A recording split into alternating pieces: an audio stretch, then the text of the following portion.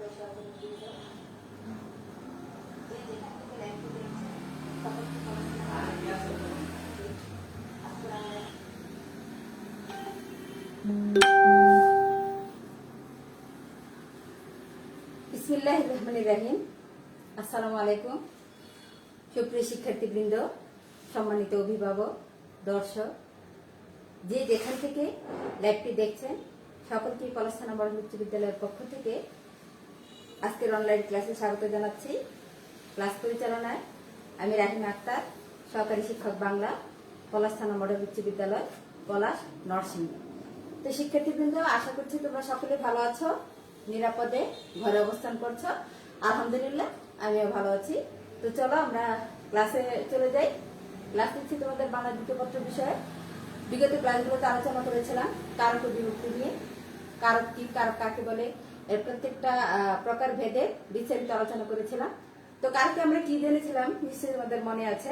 কারক হচ্ছে বাক্যস্থিত ক্রিয়াপদের সঙ্গে নামপদের যে সম্পর্ক, তাই না? নামপদের যে সম্পর্ক ক্রিয়াপদের সঙ্গে। তো এইখানে আমরা সম্বন্ধ ও সম্বোধন পদকে কিন্তু কারক বলা হয় না। কেন কারক বলা হয় না? এগুলো হচ্ছে পদ। কেন পদ, কারক, বিভক্তি চ্যাপ্টারে তোমাদের এই বিষয়টা। তো এটা কেন কারক নয় সেটাই আলোচনা করবো আজকে আমি। তো সম্বন্ধ পদ প্রথমে জেনে নেই। সম্বন্ধটাকে আমরা যদি অর্থে বের করি তাহলে হচ্ছে সম্পর্ক। সম্বন্ধ শব্দের অর্থ হচ্ছে সম্পর্ক। তাহলে সম্পর্ক তো অর্থ হওয়া সত্ত্বেও এটা কেন কারক নয় সেটাই আমরা জানবো। সম্বন্ধ হচ্ছে বাক্যস্থিত ক্রিয়াপদের সঙ্গে নাম পদের কোনো সম্পর্ক নেই। সম্বন্ধ পদের কি কোনো সম্পর্ক নেই ক্রিয়াপদের সঙ্গে। সেটা কি রকম? বাক্যটা তোমরা একটু লক্ষ্য করো, দেখো, মতিনের ভাই ঢাকা যাবে। তো এইখানে মতিনের সঙ্গে কি যাবে, এটা ক্রিয়াপদ, তাই না? যাবে হচ্ছে ক্রিয়াপদ, কিন্তু মতিনের সঙ্গে যাবে কি কোনো সম্পর্ক নাই। যেভাবেই তোমরা এই ক্রিয়াপদকে প্রশ্ন করো না কেন, মতিনের সঙ্গে কি আর কোনো সম্পর্ক বের হবে না। তাহলে সম্পর্ক এই ক্রিয়াপদের সঙ্গে সম্পর্ক আছে মতিনের ভাই, মানে ভাইয়ের ঢাকা, ভাই ঢাকা যাবে। তাহলে এই যে এখানে ঢাকা, এটা হচ্ছে কর্মপদ। তো এইখানে কর্ম যদি ধরো এটাকে ঢাকা যাবে, এটার সঙ্গে কি এটা একটা সম্পর্ক আছে, ভাই যাবে, এটার সঙ্গে কি এটা একটা সম্পর্ক আছে। কিন্তু মতিনের যাবে এটার সঙ্গে কি সরাসরি সম্পর্কটা পাওয়া যায় না। তো এখানে মতিনের সম্পর্ক না, সম্পর্ক হচ্ছে ভাই। ঢাকা যাবের সঙ্গে ভাইয়ের সম্পর্ক আছে, মতিনের সম্পর্ক নেই। তাহলে এটাই ক্রিয়াপদের সঙ্গে সম্পর্ক না রেখে যে পদ অন্য পদের সঙ্গে সম্পর্ক রাখে, মানে এই ক্রিয়াপদের সঙ্গে কি সম্পর্ক না রেখে এই যে এই ভাইয়ের বা অন্য পদের সঙ্গে, ক্রিয়াপদের সঙ্গে সম্পর্ক না রেখে অন্য একটা পদের সঙ্গে এখানে সম্পর্ক রেখেছে, এটাকে বলা হয় সম্বন্ধ পদ, মানে ক্রিয়াপদের সঙ্গে সম্পর্ক নাই। তো ক্রিয়াপদের সঙ্গে সম্পর্ক নাই বলেই কি, সরাসরি সম্পর্ক নাই বলেই সম্বন্ধ এবং সম্বোধন পদ কারক নয়। এটি একটু ভালো করে মনে রাখবে। আর সম্বন্ধ পদে সবসময় কি র এর বিভক্তি যুক্ত হয়, র এর। এই যে আমরা এখানে কি বিভক্তি পাই, এই যে এ, মতিন যোগ এর, মতিন। তাহলে মতিনের ভাই ঢাকা যাবে, র এর বিভক্তি আছে এখানে। তাহলে আর এটা হচ্ছে কি সম্বন্ধ পদ। এই সম্পর্কটা কি অনেক রকম হয়ে থাকে, এই সম্বন্ধ পদের সম্পর্কটা অনেক রকম হয়ে থাকে।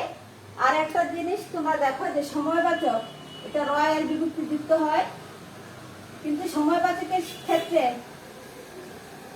সম্বন্ধ পদে কার এবং কে, কার আর হচ্ছে কে বিভক্তি যুক্ত হয়, কার এবং এর বিভক্তি যুক্ত হয়। যেমন আজিকা,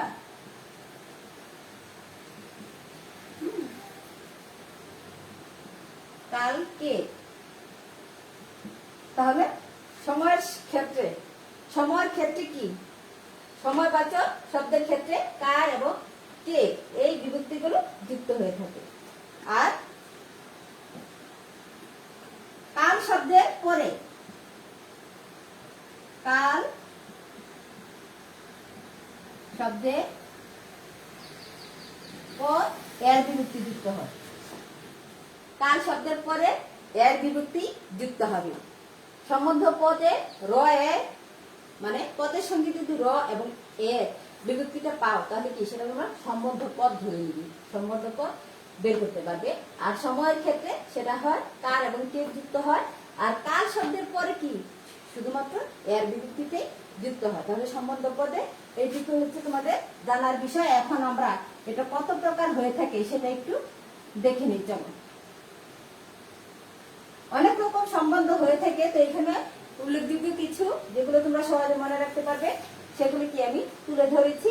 দেখো, প্রথমে কি, যেহেতু আমরা গত ক্লাসে কারক আলোচনা করেছিলাম, তো কারক থেকে কি সম্বন্ধটা কেমন হয় দেখো, এগুলো হচ্ছে কারক সম্বন্ধ।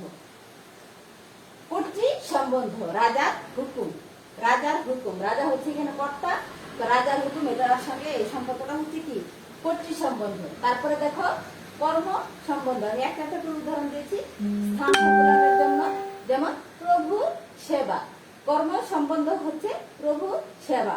তারপরে হচ্ছে করণ সম্বন্ধ, যেমন চোখের দেখা, হাতের লাঠি, করণ মানে কি যন্ত্র সহায় উপকরণ, চোখের দেখা মানে চোখ দিয়ে দেখা, এটা হচ্ছে করণ সম্বন্ধ। তারপরে হচ্ছে অপাদান, অপাদান কি ছিল, যেখান থেকে কোনো কিছুর হয়, অপাদান হচ্ছে যেখান থেকে কি ক্রিয়াটা উৎপন্ন হয়, তাই না, ক্রিয়াটা উৎপন্ন হয় সেটা হচ্ছে অপাদান। তাহলে অপাদান বাঘে ভয়, তাহলে ভয় চলিতে ভীত ইত্যাদি যে বুঝিয়েছিলাম অপাদান কারকে, নিশ্চয়ই তোমাদের মনে আছে। তাহলে অপাদান হচ্ছে ক্রিয়া যে স্থান থেকে উৎপন্ন হয় সেটা, আর অপাদান সম্বন্ধ যেহেতু কারক সম্বন্ধ সবগুলো, তাই এগুলো কারকের সঙ্গে কি মিল আছে। তাহলে বাঘে ভয়, ভয় পাওয়াটাও কি অপাদান কারকেরই একটা অংশ। তারপরে দেখো অধিকরণ সম্বন্ধ, অধিকরণ সম্বন্ধ, অধিকরণ কি, অধিকরণ ছিল ক্রিয়ার আধার বা স্থান, যে সময় বা স্থানে ক্রিয়া উৎপন্ন হয় সেটা হচ্ছিল অধিকরণ। তো এখানে কি শুধুমাত্র স্থানকে বোঝানো হয় এখানে। সম্বন্ধ পদে অধিকরণ সম্বন্ধ, যেমন খেতে ধান, দেশে লোক ইত্যাদি হচ্ছে কি অধিকরণ সম্বন্ধ। তো আরো কিছু সম্বন্ধ এখানে আছে আমাদের, তো সেগুলো হচ্ছে দেখো আমি একটু লিখে দিয়েছি। অধিকার, প্রজার জমি মানে মালিকানা বা অধিকার, অধিকার বোঝায় যে সম্বন্ধে সেটা হচ্ছে প্রজার জমি। আর প্রত্যেকটা কি দেখো র এর বিভক্তি যুক্ত আছে, র এর বিভক্তি যুক্ত আছে, এই যে রাজা, প্রভু র, চোখ চোখ এর, বাঘ এর, ক্ষেত এর, প্রজা র বিভক্তি, এরকম প্রত্যেকটা কি তুমি বিভক্তিগুলো খুঁজে পাবে যদি একটু ভালো করে লক্ষ্য করো। তারপরে তাহলে অধিকার গেল কি মালিকানা, যেখানে কি মালিকানা বোঝায় প্রজার জমি ইত্যাদি। তারপরে জন্মজনক, জন্মজনক হচ্ছে যেটাতে কি জন্মগত সম্পর্ক থাকে, জন্ম বা উৎপত্তির একটা সম্পর্ক থাকে, যেমন গাছের ফল, পুকুরের মাছ, মাছ কি পুকুরে জন্মে, গাছের ফল গাছে যে ফল জন্মগ্রহণ করেছে, এটা হচ্ছে জন্মজনক। তারপরে দেখো কার্যকারণ, কার্যকারণ বলতে কি বোঝায়, যেমন রোগে কষ্ট, কারণ রোগ হলে কষ্ট হয়, মানে একটার পরে কোন কার্যের পরে যেটা হয় এটা হচ্ছে কার্য কারণ সম্বন্ধ, রোগের কষ্ট। তারপরে দেখো উপাদান সম্বন্ধ, উপাদান, উপাদান উপকরণ, উপাদান উপকরণ, যেমন রূপার থালা, সোনার বাটি, থালাটা কিসে রূপার, এটা হচ্ছে কি একটা উপাদান বোঝায়, এই জন্য এটা উপাদান সম্বন্ধ। তারপরে গুণ সম্বন্ধ, দেখো মধুর মিষ্টতা, মিষ্টি হচ্ছে মধুর, গুণ হচ্ছে কি এই মিষ্টতা, মধুর মিষ্টতা, গুণ সম্বন্ধ। তারপরে আছে দেখো ব্যক্তি অর্থে, ব্যক্তি অর্থে যেমন রোজার ছুটি, রোজার ছুটি এটা কি একটু দীর্ঘ সময় ধরে হয়ে থাকে, দীর্ঘ সময় ধরে হয়ে থাকে বলে কি এটা ব্যক্তি ব্যক্তি সম্বন্ধ, রোজার ছুটি। তারপরে ক্রম সম্বন্ধ, ক্রম 5 পৃষ্ঠা, ক্রম সম্বন্ধ 5 পৃষ্ঠা, মানে ক্রম অনুসারে যেটাকে বোঝায়, ক্রম অর্থ যদি বোঝায় 5 পৃষ্ঠা। তাহলে এখানে আমরা কি কি পেলাম, কারক সম্বন্ধের মধ্যে আছে কর্তৃ সম্বন্ধ, কর্ম সম্বন্ধ, করণ সম্বন্ধ, তারপরে হচ্ছে অপাদান সম্বন্ধ, অধিকরণ মানে কারকের নাম অনুপাতে, তারপরে হচ্ছে অধিকার সম্বন্ধ, মালিকানা, জন্মজনক সম্বন্ধ, কার্যকারণ, উপাদান, গুণ, ব্যক্তি, ক্রম, আরো কিছু বাকি রয়েছে। দেখো, অংশের সম্বন্ধ, হাতি দাঁত, দাঁতটা হচ্ছে হাতির, হাতির একটা অংশ দাঁত, এটা হচ্ছে অংশের সম্বন্ধ। তারপরে ব্যবসায় সম্বন্ধ আছে, এই যে পাটের গুদাম, আদার ব্যাপারী ইত্যাদি কি ব্যবসা সম্পর্ক আছে, ব্যবসা সংক্রান্ত সম্পর্ক আছে, এই জন্য এটা কি ব্যবসা সম্বন্ধ। তারপরে দেখো কৃতি সম্বন্ধ, মানে নজরুলের অগ্নি বীণা, এটা তার কি একটা কৃতিত্ব, নজরুল অগ্নি বীণা রচনা করেছে, এটা তার কৃতিত্ব, এই জন্য এটা হচ্ছে অধিকার সম্বন্ধ। তারপরে আধার, আধের, আধার মানে যে স্থান, স্থানকে বোঝানো হয়, ক্রিয়ার স্থান কি, যেমন বাটি দুধ, বাটিতে যে দুধ আছে এটা হচ্ছে আধার আধেয় সম্বন্ধ। আর উপমা উপমে তুলনা, যেমন ননির পুতুল, তুলনা করা হয়েছে, উপমা উপমে। এরপর হচ্ছে বিশেষণ সম্বন্ধ, সুখে দিন, সুখটা হচ্ছে কি এখানে বিশেষণ। তারপরে নির্ধারণ সম্বন্ধ, যেমন সবার সেরা, স্থান নির্ধারণ করা, সবার থেকে ভালো, এই জন্য এটা হচ্ছে কি নির্ধারণ সম্বন্ধ। তাহলে এই হচ্ছে মোটামুটি সম্বন্ধের প্রকারভেদ। প্রকারভেদটা মানে নানা রকম সম্পর্ক যে হয়ে থাকে সেটাই কি এখানে এই প্রকারভেদগুলোর মাধ্যমে আমরা বুঝতে পারলাম। এগুলো হচ্ছে সম্বন্ধ পদ, মানে সম্বন্ধ পদ কি বাক্যের সরাসরি ক্রিয়াপদের সঙ্গে, বাক্যে সরাসরি ক্রিয়াপদের সঙ্গে সম্পর্ক না রেখে যে পদ অন্য পদের সঙ্গে সম্পর্ক রাখছে সেটাই হচ্ছে কি সম্বন্ধ পদ, এই জন্য কি এটা কারক। তাহলে শিক্ষার্থীবৃন্দ চলো আমরা এরপরে যাচ্ছি সম্বোধন পদ। তাহলে সম্বোধন অর্থ কি? সম্বোধন অর্থটা হচ্ছে কাউকে ডাকা, ডাকা বা আহ্বান।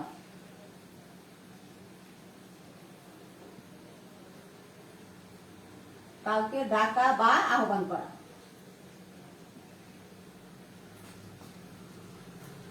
ডাকা বা আহ্বান এর অর্থ হচ্ছে সম্বোধন। কাউকে ডাকা বা আহ্বান করাটাই হচ্ছে কি সম্বোধন। আমরা যখন কাউকে ডাকি তখন কি কিছু শব্দ ব্যবহার করি, কি তাকে ডাকি। সম্বোধন শব্দটির অর্থ হচ্ছে ডাকা বা আহ্বান করা। সম্বোধন শব্দের অর্থ হচ্ছে ডাকা বা আহ্বান করা। যাকে সম্বোধন করে ডাকা হয় সেটাই হচ্ছে কি সম্বোধন পদ। যাকে সম্বোধন করে ডাকা হয় সেটাই হচ্ছে কি, যে শব্দের দ্বারা আমরা সম্বোধন করি সেটাই হচ্ছে সম্বোধন পদ। এই সম্বোধন পদগুলো কি দেখি। সম্বোধন পদ কি বাক্যের একটা অংশ, কিন্তু সম্বোধন পদ ছাড়াও কি বাক্যের অর্থটা বোঝা যায়, প্রকাশ পায়। সম্বোধন হচ্ছে বাক্যের একটা অংশ, কিন্তু এটা ছাড়াও কি এর অর্থ প্রকাশ পায়। যেমন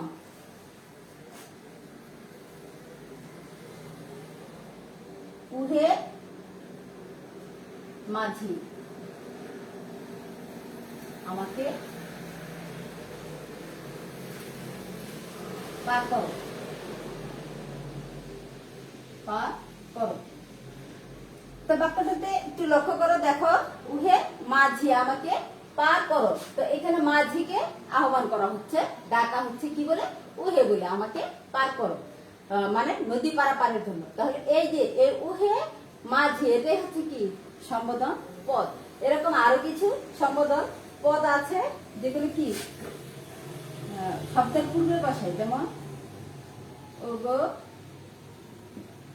উহে তো লেখলামি, হে, তারপরে হচ্ছে ওরে, যেমন ওরে আস্তরা যাচ্ছে ঘরে বাহিরে, ইত্যাদি হচ্ছে কি সম্বোধন শব্দ, সম্বোধন পদ। এগুলো সম্বোধন পদ আর পূর্বে এগুলো ব্যবহার করা হয় সাধারণত ওগো, উহে, উহে, হে, ওরে ইত্যাদি সম্বোধন পদে পূর্বে এগুলো কি যোগ করে ডাকা হয়, সেগুলো হচ্ছে মানে। তাহলে সম্বোধন পদ কি? সম্বোধন পদ হচ্ছে ডাকা বা আহ্বান করা। তাহলে এই যে এখানে মাঝিকে ডাকছে, বলছে যে আমাকে পার করো, তাহলে মাঝি আর সম্বোধন পদের পরে এই যে সম্বোধন চিহ্নটা ব্যবহার করা হয়, এটা কি কমা। তো পূর্বেকার দিনে সম্বোধন চিহ্নটা ছিল এই যে বিশেষসূচক চিহ্ন। যেমন উভে মাঝি এটা ব্যবহার করা হতো, এই বিশেষিত চিহ্নটা ব্যবহার করা হতো। কিন্তু বর্তমানে কি এটার আর ব্যবহার নেই। এখন কি কমাটাই সম্বোধনসূচক চিহ্ন, কমাটাই কি সম্বোধনসূচক চিহ্ন। তারপরে দেখো ওরে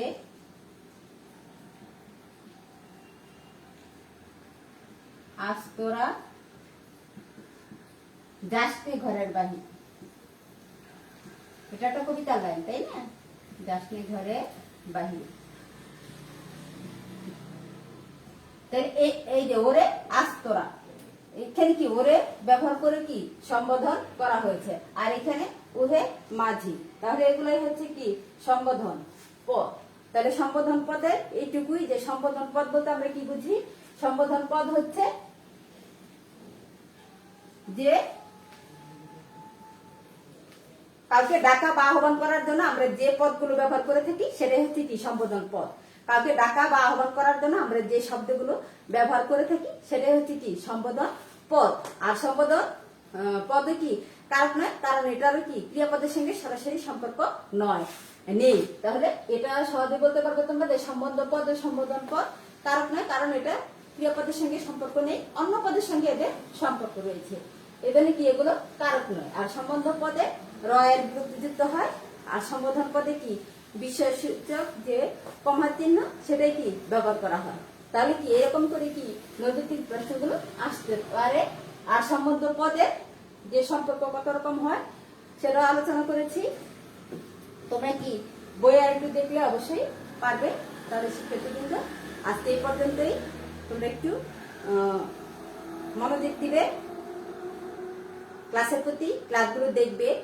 আর বইয়ের সাথে তো অবশ্যই সম্পর্ক রাখতে হবে, পড়তে হবে। অযথা বাইরে ঘোরাফেরা করা যাবে না। বাইরে কোনো প্রয়োজনে বের হতে হলে অবশ্যই কি মাস্ক পরিধান করতে হবে, আর সাবান দিয়ে ঘন ঘন হাত ধুয়ে পরিষ্কার পরিচ্ছন্ন থাকতে হবে। তাহলে তোমরা ভালো থাকো, সুস্থ থাকো এবং নিরাপদে থাকো। পরবর্তী ক্লাসে আবার দেখা হবে। আজকে এই পর্যন্তই, আল্লাহ হাফিজ।